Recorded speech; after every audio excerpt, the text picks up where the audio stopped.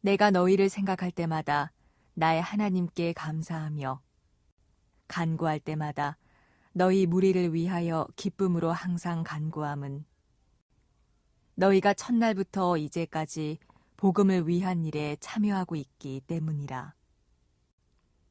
너희 안에서 착한 일을 시작하신 이가 그리스도 예수의 날까지 이루실 줄을 우리는 확신하노라.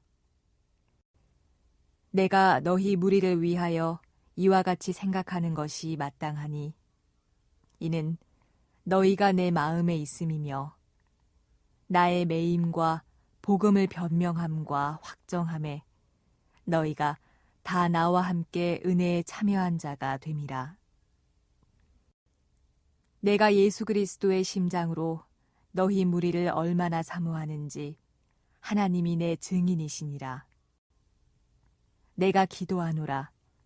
너희 사랑을 지식과 모든 총명으로 점점 더 풍성하게 하사 너희로 지극히 선한 것을 분별하며 또 진실하여 허물 없이 그리스도의 날까지 이르고 예수 그리스도로 말미암아 의의 열매가 가득하여 하나님의 영광과 찬송이 되기를 원하노라.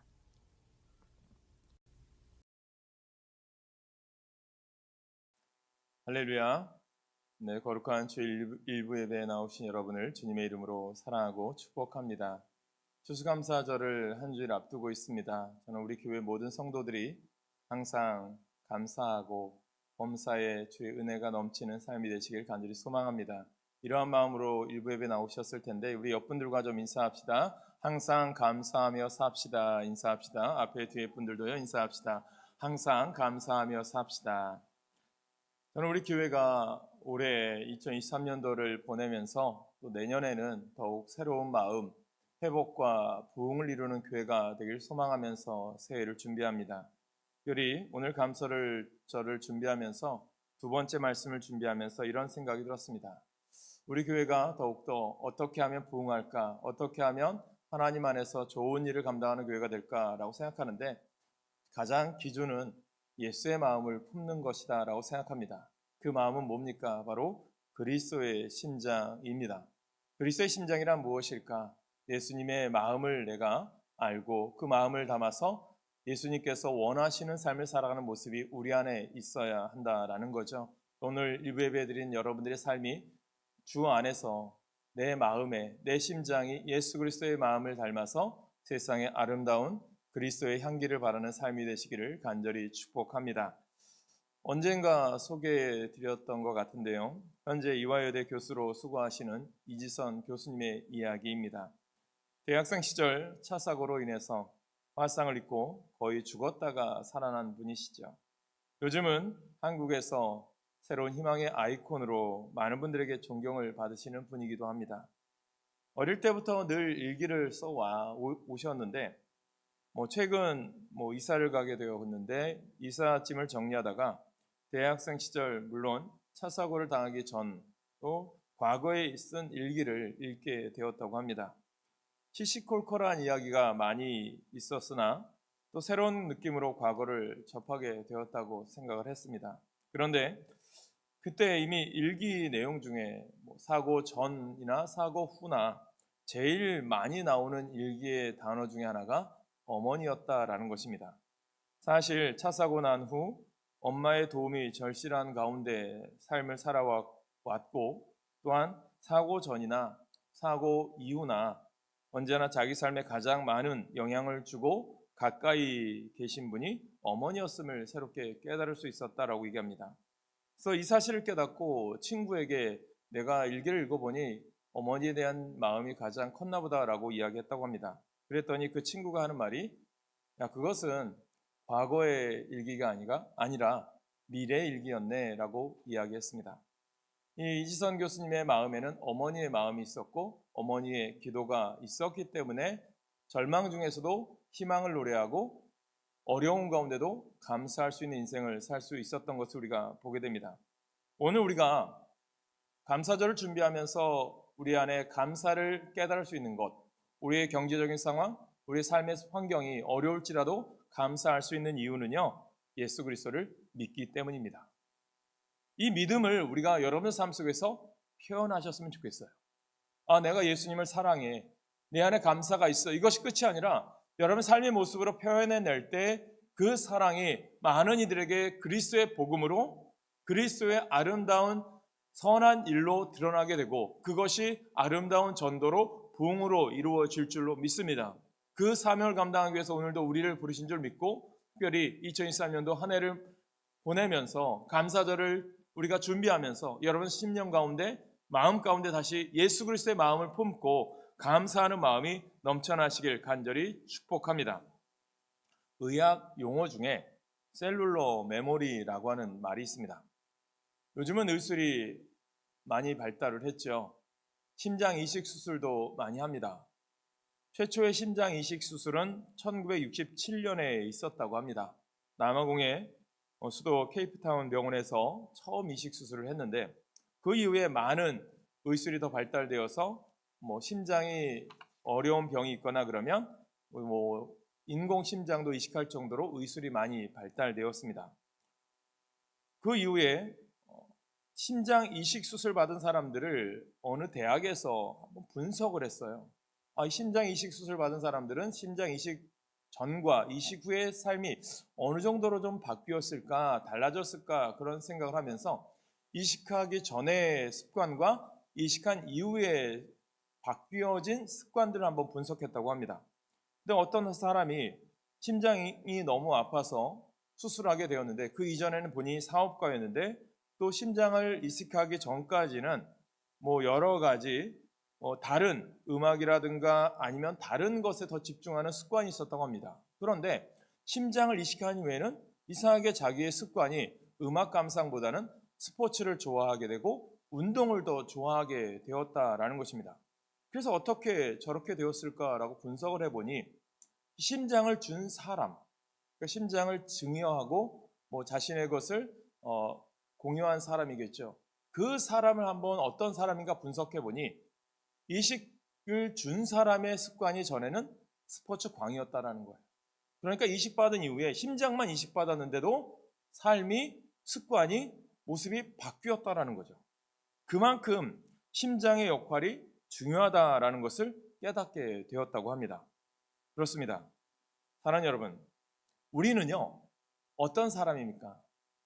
죄로밖에 죽을 수 없는 존재였고 세상에서 어떻게 보면 세상에서 우리가 살아가는 사람들이 아무도 알아주지 않는 보잘것없는 존재였지만 우리가 예수 그리스도를 믿음으로 말미암아 하나님의 거룩한 자녀가 되었어요. 그렇다면 여기서 심장은 어떤 것을 의미하느냐? 바로 마음이고요. 우리는 예수 그리스도의 심장을 이수받은 크리스천이라는 것입니다.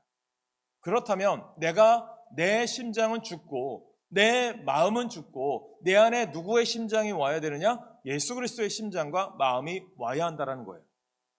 여러분, 이 삶을 드리는 이유는 오늘 빌립보서를 통해서 빌립보서에 나오는 이 교회가 하나님 안에서 예수 그리스도를 통해서 또한 그들이 바울을 통해서 복음을 전해 듣고 나서 그들의 삶이 어렵고 힘든 가운데도 그들 삶의 모습을 보니 무엇이 나타난 거죠? 예수 그리스도의 심장이 나타났고요. 예수 그리스도의 마음이 드러났다라는 거예요. 오늘 우리들의 삶도요. 우리 하나라 중앙교회가 믿음으로 사는 여러분들의 삶이 예수 그리스도의 아름다운 심장으로 살아가고 예수 그리스도의 심장으로서 아름다운 삶을 살아가는 삶의 모습이 여러분 삶 속에서 아름답게 표현되시기를 간절히 축원합니다. 그게 오늘 바울이 빌립보 교회를 통해서 전해주고 싶은 우리들에게 주는 귀한 메시지라는 거죠. 우리가 빌립보 교회의 시작을 한번 볼까요? 어떻게 시작되었을까요? 하나님께서 바울이 저 아시아로 복음을 전하고 싶었어요. 그런데 하나님께서 저 유럽으로 가라, 마게도니아로 가라라고 하셨어요. 그 말에 순종하여서 마게도니아로 가게 되죠. 그리고 빌립보 지역에 가게 됩니다. 제일 처음 만난 사람이 자주 옷감 장사인 루디아였습니다. 루디아를 만나고 개울가에서 빨래를 하거나 일을 하고 있는 아낙네들에게 복음을 전한 시작이 빌립보 교회의 시작이고 그 시작을 통해서 루디아가 자기의 집을 오픈하고 자기의 집을 교회의 터로 내주었을 때 빌립보 교회가 시작되어집니다. 그리고 나서 최초의 또한 아름다운 기적은 빌립보에서 복음을 전했던 바울이 어린 아이의 귀신 들린 병을 고쳐주었을 때 억울하게 누명을 쓰고 바울과 실라가 빌립보 감옥에 갇히게 되죠. 그때 어떠한 기적이 있습니까? 하나님께서 그들의 기도와 찬송을 들으시고 옥문이 열리는 기적이 일어납니다. 그 기적을 보고 간수장이 죽으려고 했을 때 사도행전 16장 31절에 보면 바울이 주 예수를 믿으라 그리하면 너와 네 집이 구원을 받으리라. 그러함을 통해서 간수장의 가족과 간수장의 모든 사람들이 예수를 믿게 되므로 빌립보 교회가 아름답게 시작되어졌다라는 거예요. 그런데 그들의 시작이 어떻게 보면 로마의 압제 가운데 어려운 가운데 교회를 시작했는데도 그들의 삶은요 항상 기뻐하고 항상 믿음으로 살아갈 수 있는 아름다운 근원이 있었다는 거죠. 그들의 삶 속에 누가 있었기 때문일까요? 예수 그리스도라는 거예요. 바울은 그것을 보고 너무나도 감사했다라는 것입니다. 사랑하는 성도 여러분, 빌립보서 1장은 바울이 빌립보 교회 성도들을 인해서요 하나님께 감사하며 그들을 위해서 중보 기도를 드리는 내용이 들어 있습니다. 바울은 복음 안에서 자신과 빌립보 성도들이 지속적인 교제를 나누고 있음에 너무나도 감사한 거예요. 나의 마음이 그의 마음 내게, 예수의 심장의 마음이 그들에게 있었다라는 거죠. 그것을 어떻게 표현합니까? 오늘 본문 8절이죠. 같이 읽을까요? 8절 시작. 내가 예수 그리스도의 심장으로 너희 무리를 얼마나 사모하는지 하나님이 내 증인이시라. 아멘. 사랑하는 성도 여러분, 빌립보 교회가 하나님의 기적 가운데 복음으로 아름답게 교회가 세워졌어요. 그런데 우리가 보았을 때는 기적이지만 하나님의 단어에는요, 여러분, 기적은 평소에도 일어난 일이에요. 바울이 빌립보 지역을 가게 된 게 우연이었을까요? 루디아를 만난 게 우연이고 감옥에 간 것이 우연이었을까요? 하나님께는 우연이라고 하는 단어는 없어요. 그들은 어렵고 힘들더라도 끝까지 바울을 위해 선신하고 도왔어요. 그러한 도움을 받았던 바울이 로마 감옥에 있으면서 너무나도 감사한 거예요. 사랑하는 성도 여러분, 저는 우리 교회가 또 우리 여러분들 성도들의 삶이 다른 사람이 보아도 또 목회자가 보아도 항상 여러분들의 삶을 보니 너무나도 감사합니다. 여러분들의 삶을 보니 너무나도 예수 그리스도의 마음을 품고 있어서 너무나도 감사합니다라고 하는 그러한 감사의 표현, 감사의 마음이 여러분 가운데 있기를 간절히 축복합니다. 여기에서 이 심장이라고 하는 원어를 보니까 스플랑크노이스라고 하는 헬라어예요. 어려운 말인데 이 말은 간, 심장, 허파, 체내의 소중한 부분을 가리키는 단어예요. 이는 마음을 표현하는 카르디아라고 하는 헬라어보다 훨씬 더 강한 표현이에요. 그러니까 그러기에 예수 그리스도의 심장으로 사모한다라는 말은요, 사도 바울이 빌립보 교회 성도들에 대한 최고의 사랑을 표현하는 거예요. 어떤 걸까요? 따라서 예수 그리스도의 심장으로 표현하는 것은 예수님께서 사람들을 사랑하셨던 그 마음으로 사랑한다라는 표현인 거죠. 바울이 그리스도의 마음으로 빌립보 교회 성도들을 사랑할 수 있었던 것은 바울 안에 감옥에 있으면서도 성령의 역사가 있었고 예수 그리스도가 바울이 가진 사랑의 중심이었기 때문입니다. 이게 왜 중요하냐? 우리가 사람의 마음으로 누군가를 사랑한다면요, 그게 영원할 수 없어요. 감정에 따라 달라지고요, 내가 안 달라지고 싶어도요, 절대 사람의 마음이나 감정은 영원할 수가 없기 때문입니다. 너무 변하기 쉬워요. 그런데 내가 누군가를 사랑하고 사모하는데 예수님의 심장으로 사랑한다고 표현을 해요. 뭡니까? 예수님의 마음과 감정으로 사랑하면 그게 절대로 안 변하고 정말 진실하다는 것입니다. 저는 오늘 여러분들의 사랑의 마음이, 여러분들의 감사하는 마음이, 여러분들의 신앙의 삶이 예수 그리스도의 마음으로, 예수 그리스도의 심장으로 사랑하고 예수 그리스도의 심장으로 감사하시길 간절히 축복합니다. 그래서 바울은요, 빌립보 교회를 향해서 내가 인간적으로 여러분들 사랑합니다가 아니라 내가 예수 그리스도의 사랑으로 덧입어서 저 다메섹 도상에서 예수 그리스도의 그 사랑을 덧입은 그 아름다운 사랑을 내가 덧입은 것을 마음을 내가 간직하고 있고 그 사랑을 입은 내가 여러분들을 그 마음을 담아서 빌립보 교회 당신들을 사랑합니다라고 표현한 단어가 오늘 본문에 나오는 거죠. 너희를 사모하고 너희를 사랑한다라고 표현한 거죠. 바울은 누구입니까? 그리스도의 맥박과 함께 맥박이 뛰고 그리스도의 심장과 함께 심장이 부동친 사람이죠. 그러므로 그리스도의 심장이라는 표현을 한 것은 바울이 예수를 본받기 위함이고 또한 예수님처럼 살기 위함이고 모름지기 그리스도인은 그리스도의 심장으로 살아야 함을 우리에게 전해주고 있는 거죠. 그리야 할 때 비로소 예수를 닮은 제자의 삶이 가능하다는 거예요. 그래야 비로소 우리가 어떤 상황에서도 감사할 수가 있는 거예요.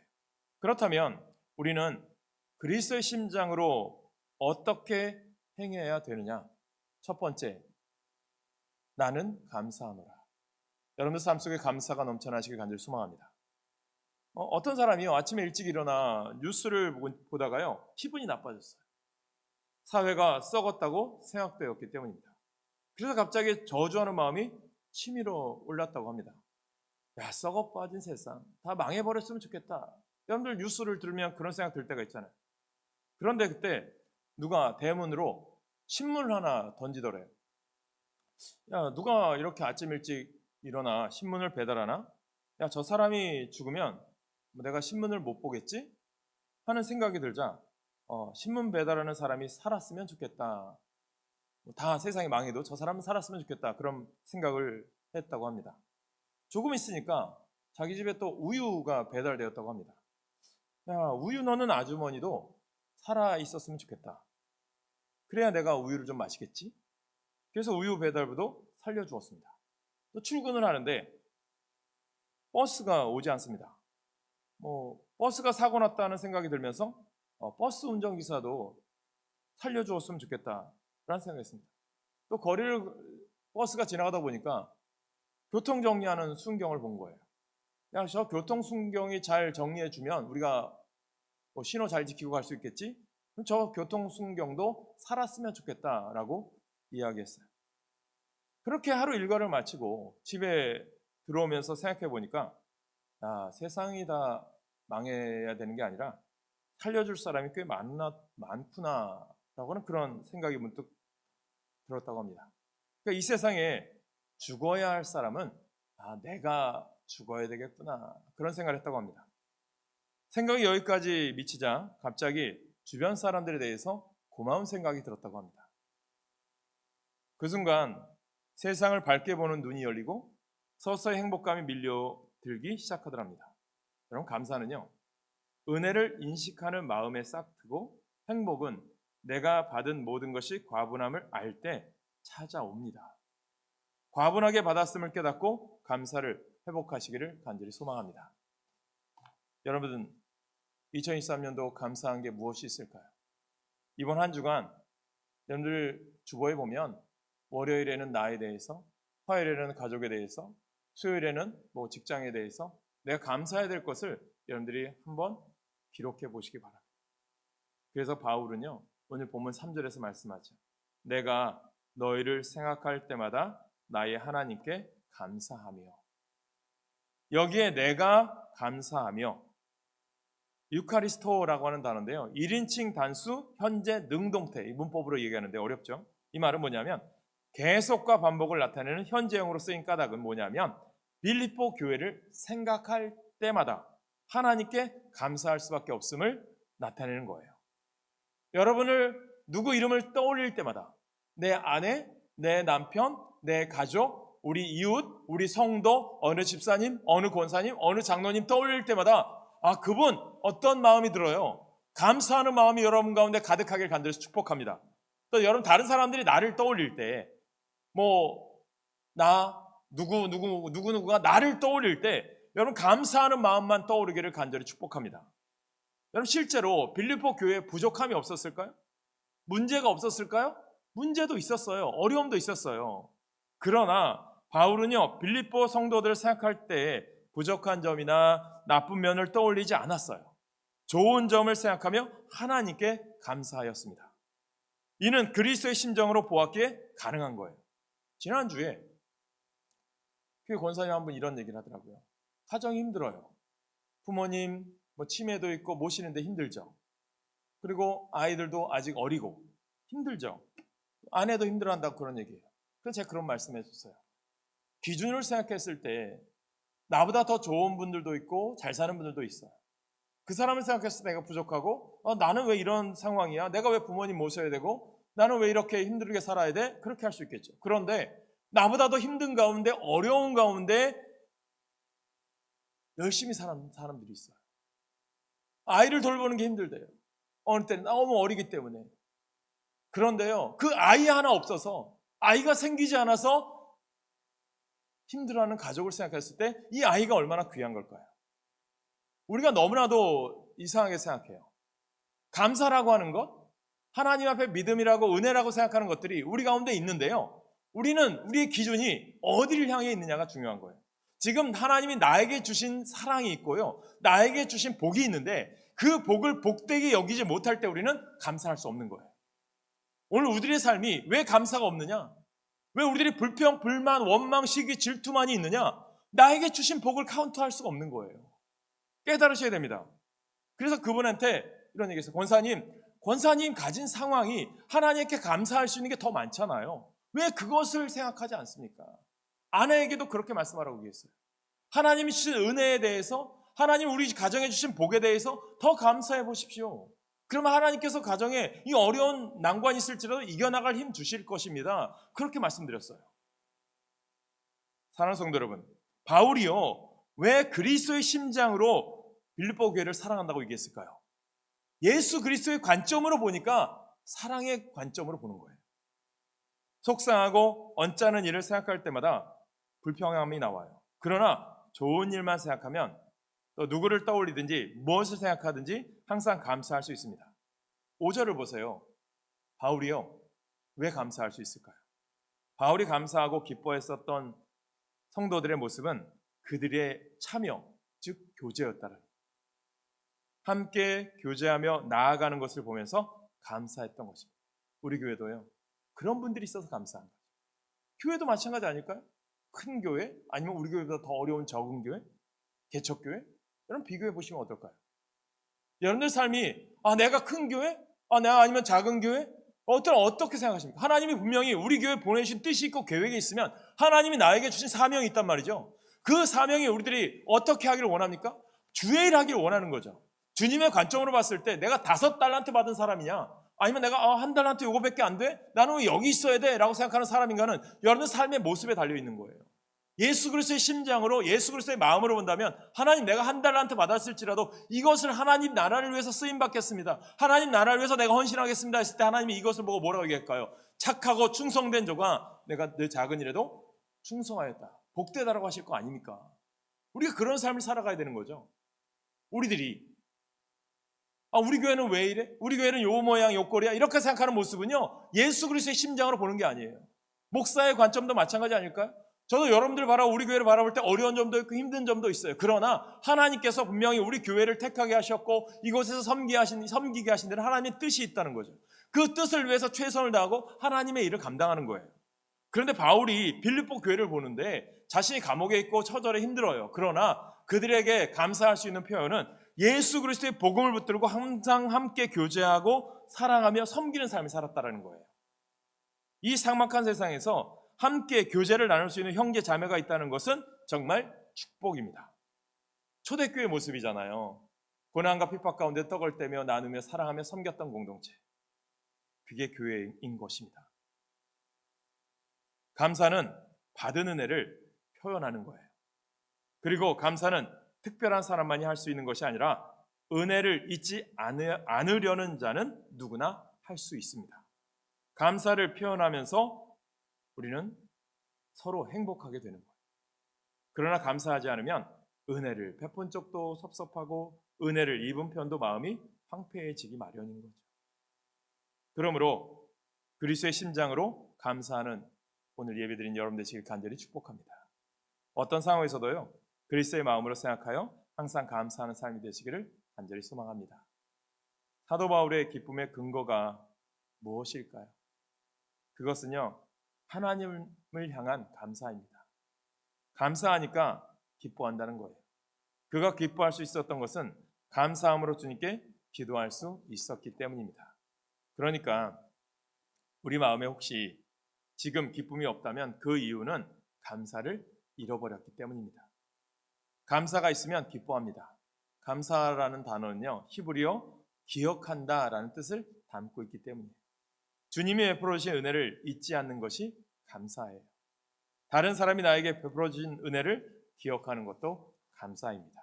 그래서 바울은 두 번째, 나는 기뻐하노라.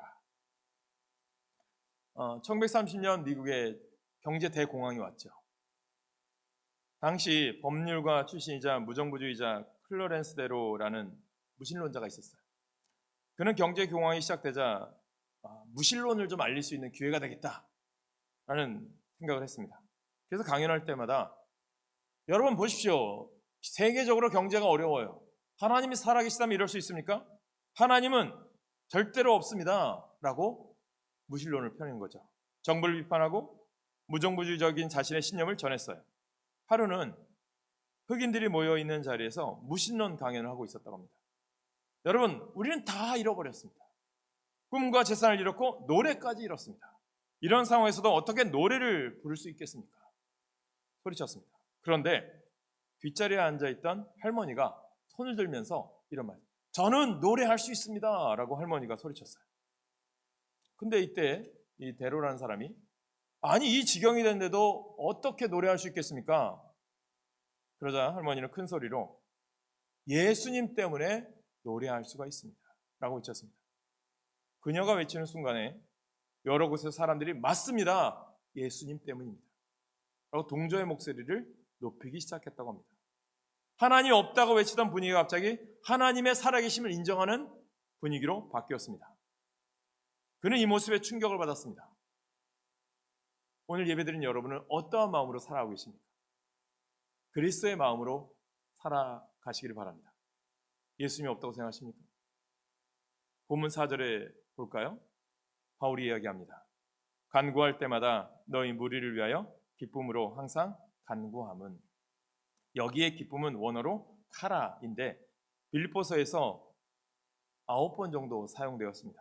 그 이유는 기쁨이 주제이기 때문입니다. 바울은 빌립보 교회 성도들을 위하여 간구할 때마다 기쁨으로 하였어요. 비록 그의 몸은 감옥에 갇혀 있지만 마음은 기쁨으로 가득한 것은 뭐예요? 내 안에 예수 그리스도의 마음이 있었기 때문이라는 거예요. 그러게 바울은 매어있는 자신을 위해 간구한 것이 아니라 빌립보 교회 성도들을 위해서 간구하고 있는 거예요. 이것이 그의 기쁨이었습니다. 그렇다면 바울은 빌립보 교회 성도들이 어떻게 교제했다라고 말씀하고 있습니까? 복음을 위한 일에 참여라고 말씀드리고 있어요. 즉 복음으로 교제했다라는 거예요. 이것은 그냥 모여서 웃고 떠들고 즐겁게 지내는 교제가 아니라 복음 전파라는 목적을 위하여 마음을 아파요 함께 나아갔다라는 거예요. 속해나 우리의 모임이 그런 모임이 되어야 한다라는 거예요. 복음이 중심이 될 때 그게 진정한 모임을 깨닫게 되길 간절히 소망합니다. 그래서 바울의 기쁨은요, 환경을 초월한 거 아닙니까? 그리스도의 심장으로 가능한 기쁨입니다. 내 환경과 조건이 불평불만거리만 찾으면요 감사는 없어요. 그러나 하나님께 감사할 것만 찾으면 더 많지 않을까요? 그래서 바울은 주께서 함께 하심을 믿었기에 기도할 때마다 기쁨이 넘쳤어요. 자신이 감옥에 있는데도요 빌립보 교회 성도들을 보니까 실망하고 낙심하고 이 어려움 속에서도 그들이 그것 때문에 사로잡혀 있는 게 아니라 복음을 전하고 예수 그리스도의 마음을 전하고 빌립보 지역에 아름다운 공동체를 세워가는 모습을 보니까 너무나도 감사한 거죠. 그럴 때 뭐라고 얘기합니까? 예수 그리스도의 심장으로 기도했을 때 너희를 생각할 때마다 기쁨이 넘치고 감사한다라고 표현한 거죠. 오늘도 여러분들이 예수 그리스도의 심장으로 간구하시길 간절히 소망합니다. 그리하면 우리 가운데 기쁨이 충만해질 줄로 믿습니다. 이 기쁨은 어려운 환경을 극복하게 하는 힘이 되고요. 그러므로 힘들 때마다 예수 그리스도의 심장으로 간구하시길 바랍니다. 세 번째는요, 바울은 이야기합니다. 나는 확신하노라. 영국의 지휘가 레클이라고 하는 사람이 있어요. 해마다 크리스마스가 되면 메시아를 연주했다고 합니다. 연주 중에 내 주는 살아계시고 라고 하는 아리아를 부르는 소절이 있다고 합니다. 소프라노 가수가 정확한 음정과 박자, 감정, 표현 그리고 호흡을 조절해가면서 노래를 불렀습니다.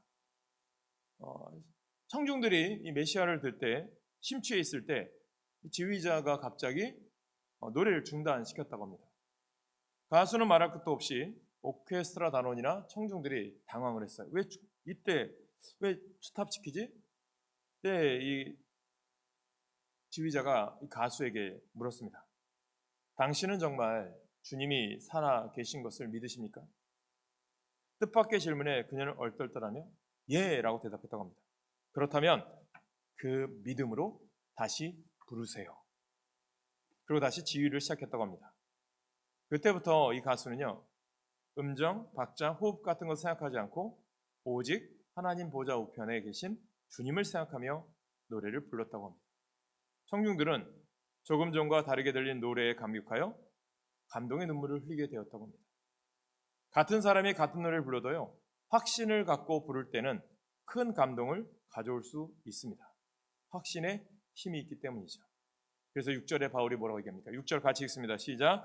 너희 안에서 착한 일을 시작하신 이가 그리스도 예수의 날까지 이루실 줄을 우리는 확신하노라. 여기서 확신하노라 무엇입니까? 무엇을 확신했습니까? 바울이 복음을 전파하게 하신 하나님이 그 일도 이루신다는 거예요. 그리고 하나님이 신실하심에 근거를 두고 종말의 날까지 반드시 이루실 것이라고 하는 확신이에요. 복음에 대해서 하나님이 시작하신 일을 중도에 포기하는 법이 결코 없으십니다. 반드시 이루어 주십니다. 모든 역사는 하나님이 주권적으로 우리를 이끌어 가시기 때문입니다.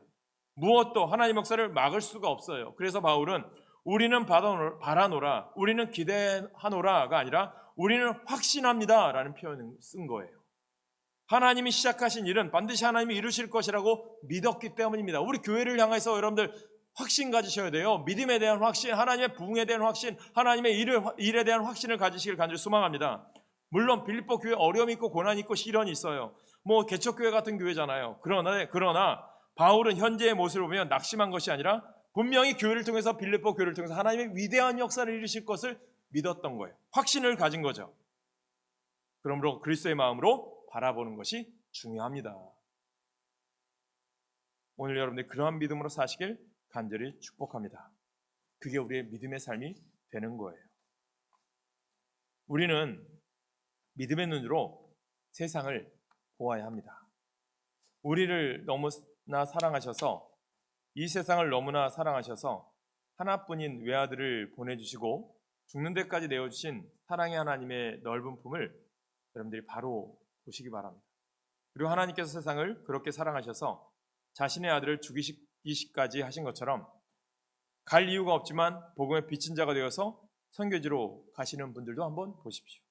우리가 그 일에 동참하는 것은 하나님이 주신 하나뿐인 외아들을 죽이시기까지 우리를 사랑하신 하나님의 사랑에 동참하기 위해서인 거죠.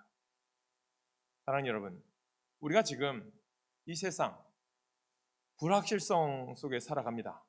여러 가지 환경이 좋아지고 그러나 여전히 우리는 불확실한 상황 가운데 살아가요. 어떤 일이 일어날지 모르겠죠. 그런데 불확실한 세상 가운데 살아가면서도 우리는 이렇게 나와서 자유롭게 예배를 드릴 수 있는 삶을 살아가요. 무엇입니까? 하나님께서 오늘도 우리 가운데 역사하실 것을 기대하기 때문입니다. 주님께서 하시겠다고 하신 일은 반드시 이루어 주십니다. 그러므로 우리가 할 일은 감사하는 거예요. 감사할 때 기쁨이 넘치게 되고 기쁨 가운데 복음의 교제로 인하여 확신을 우리가 가지게 됩니다. 그리고 그리할 때 우리가 행복한 삶을 살 수 있는 거예요. 그러므로 우리 모두 감사함으로 기뻐하고 기쁨 가운데 확신을 가짐으로 행복한 삶을 살아 이 행복과 기쁨과 감사를 나만 가지는 게 아니라 주변의 여러 사람들에게 같은 삶을 살 수 있도록 복음의 아름다운 전도자로 사시길 간절히 축원합니다. 그게 교회인 거예요. 우리 교회가 그래야 존재하는 거예요. 하나님께서 분명히 우리 가운데 뜻하신 목적이 있기 때문에 이 터 위에 세우시고 여러분들을 부르신 거예요. 바울은 빌립보 교회를 향해서 그리스도의 심장으로 살아간다라고 하는 표현을 한 이유가 뭡니까? 여러분들 택하고 여러분들 부르신 것, 하나님께서 빌립보 지역을 가게 하신 것도 내가 아니라 우연이 아니라 하나님의 뜻과 계획 가운데 부르신 것처럼 너희들이 예수 그리스도를 믿고 구원받은 것은 하나님의 뜻 가운데 부름받았으니 그 부름에 합당함에 살아가고 그 복음으로 여러분들이 하나 되어서 아름다운 일을 감당하는 것을 보면서 바울이 감사하고 또 그 감사를 통해서 아름다운 사랑이 선포되어지기를 너희들만이 아니라 이웃에게까지 선포되어지기를 간절히 원했던 거죠. 여러분 데살로니가 교회에 대해서 우리가 지난번에 말씀을 나눴어요. 어려운 가운데 있고 작은 교회였어요. 힘든 교회였어요. 그러나 그들은 끊임없이 바울을 향해서 헌신했고 복음의 빛을 발했습니다. 그랬을 때 하나님께서는 그들을 기억하시고 복된 교회를 세우셨던 거죠. 오늘 우리들이 많이 부족하고 어려울 수도 있어요. 여러분 삶이 한 해 동안 살아오면서 좋은 일도 있었고 어려운 일도 있었어요. 그러나 좋은 일만 생각하시고 기쁨 가운데 하나님이 인도하셨음을 믿으며 감사하는 절기를 보내시기 바랍니다. 그러할 때 여러분들이 뜻깊은 추수감사절이 될 거예요. 여러분 감사는 당연한 것입니다. 하지만 아무나 감사하는 삶을 사는 것은 아닙니다. 받은 축복을 헤아리는 능력이 있는 사람만 감사합니다. 무능한 사람은 감사할 수 없습니다. 내가 얼마나 크고 많은 은혜를 입고 있는지를 셀 수 있는 사람만이 감사하는 삶을 살 수가 있어요. 따라서 감사는 곧 능력이에요. 능력 있는 사람이 감사합니다. 또한 감사하는 만큼 능력을 받습니다. 우리가 그런 믿음 가져야죠. 우리의 신앙, 누구를 바라보며 신앙생활하고 있어요? 우리의 믿음, 누구를 위해서 믿음 생활하고 있습니다? 오늘도 주님은요, 당신의 심장을 이식받은 사람을 찾고 계십니다. 주님의 마음을 본받고 주님의 심장을 지니고 주님처럼 뜨거운 심장을 가진 사람 말입니다. 그런 사람만이 주님과 함께 십자가를 질 수 있기 때문입니다. 오늘 여러분들 하나님이 부르셨어요. 우연이 아니라 하나님 뜻 가운데 그 부르심에 합당한 삶을 살아가는 여러분 되시길 간절히 소망합니다.